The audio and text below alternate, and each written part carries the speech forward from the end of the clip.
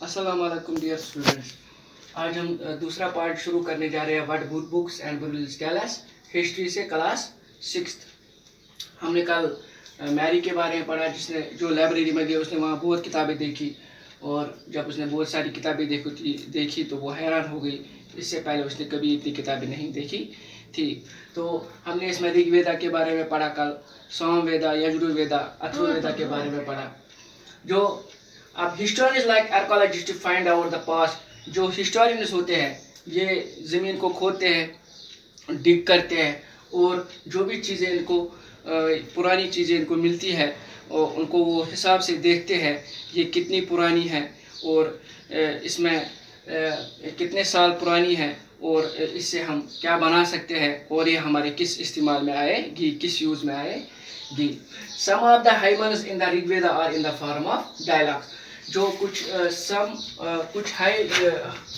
कुछ हाइमन जो ऋग्वेदा में लिखे गए हैं वो इन द फॉर्म ऑफ डायलॉग्स है। डायलॉग किसके बीच है? विश्वामित्रा और 2 रिवर्स के बीच, बियास और Sutlej, that were worshipped goddess. जो विश्वामित्रा था वो गॉडेस की पूजा करता था, जैसे माता पार्वती की पूजा करता था, माता सरस्वती की पूजा करता था, तो इन्हीं को वो पूजता था। इस ऋषि का नाम था विश्वामित्रा। इन्होंने ऋग्वेद में बहुत सारे ऐसे राजाओं की बात हुई है जो बैटलफील्ड में जाते थे अपने घोड़ों पे, और जब ये लड़ाई करते थे तो ये आगे वाले अपने जो इनका काउंटर पार्ट होता था उसको देखते थे, इसकी कितनी क्षमता है, इसमें कितनी ताकत है। तो अगर एक बादशाह दूसरे बादशाह को हराता था तो उसका जो राज्य होता था वो उस पर अपना कब्जा जमाता था, और जो उसकी ज़मीन होती थी तो उस ज़मीन पे भी कब्जा करता था। इस तरीके से वो अपना दबदबा दिखाता था। जो लोग जब हॉर्सेस का इस्तेमाल होता था, हॉर्सेस बैटलफील्ड के लिए इस्तेमाल होते थे, और जब ये कोई लड़ाई जीतते थे फिर ये लोग जो इधर थे वो अपने अपने हिसाब से काम किया करते थे।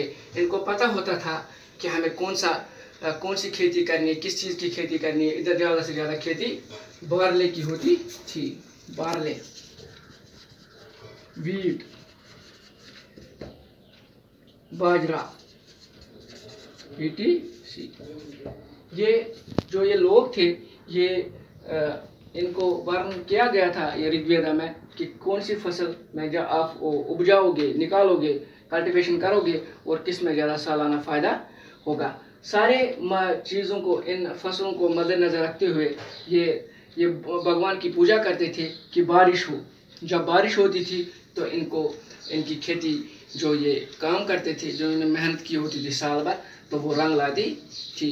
ये बारिश की वजह से होता था कि जब ये किसी पर्टिकुलर भगवान की पूजा करते थे तो वो बारिश इनको देता था, करता था, तो उसके बाद इनकी फसल अच्छी होती थी। बहुत सारी ऐसी चीज़ें थी जो ये लोग किसी भी भगवान की जिसकी ये आराधना करते थे तो उस हिसाब से इनको अपना वो फल मिलता था।